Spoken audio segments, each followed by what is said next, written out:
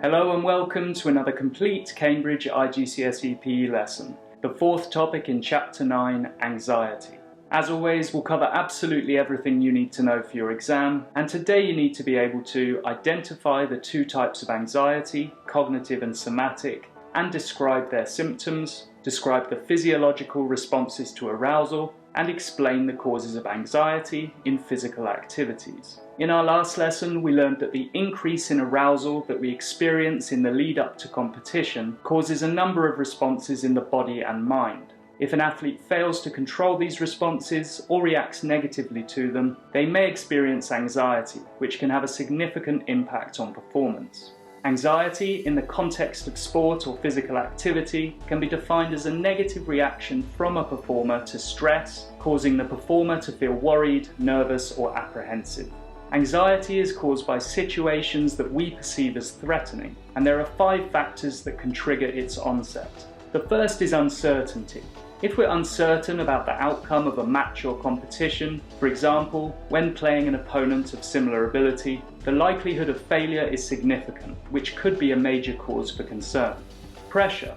The pressure that comes from playing in a high-stakes game or taking a crucial last-minute penalty could cause us to fixate on what might go wrong or the consequences of making a mistake. Effect on self-esteem. A performer may also feel anxious about what others might think if they make a mistake or play poorly. This is particularly relevant for top-level professional athletes who may be watched by thousands of supporters in the crowd and millions more at home. Next is fear of harm, which relates to the anxiety that motorcyclists, rugby players and boxers experience before a match or competition. Those who take part in dangerous activities such as these may feel nervous about the very real possibility of sustaining a major injury. Our final factor is frustration, and for athletes who have spent years striving to make it to the top, the possibility of falling at the final hurdle could be a major cause of anxiety. Imagine preparing for 4 years to compete at the Olympics, only to make a mistake during your final performance. Now, all of these anxieties are examples of cognitive anxiety, which can be defined as the mental symptoms that a performer feels, such as fear, worry, and doubt. Cognitive anxiety occurs in the mind and is greatest when in a state of under or over arousal. Anxiety can also take on a more physical form, however, called somatic anxiety. Somatic anxiety is defined as the physical signs of anxiety that can be termed as butterflies in the stomach, and common symptoms include a dry mouth, increased breathing and heart rate, nausea, sweaty palms, and tremors or shakiness. In reality, anxious performers are likely to experience both cognitive and somatic symptoms at the same time. For example, a golfer who needs to sink a difficult putt to make it to the next round may feel nervous about the possibility of making a mistake, but may also have to contend with somatic symptoms such as shaky hands and a rapid heart rate.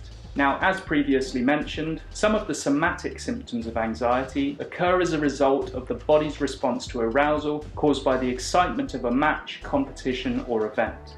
As arousal increases, the adrenal glands found just above the kidneys release a hormone called adrenaline into the bloodstream.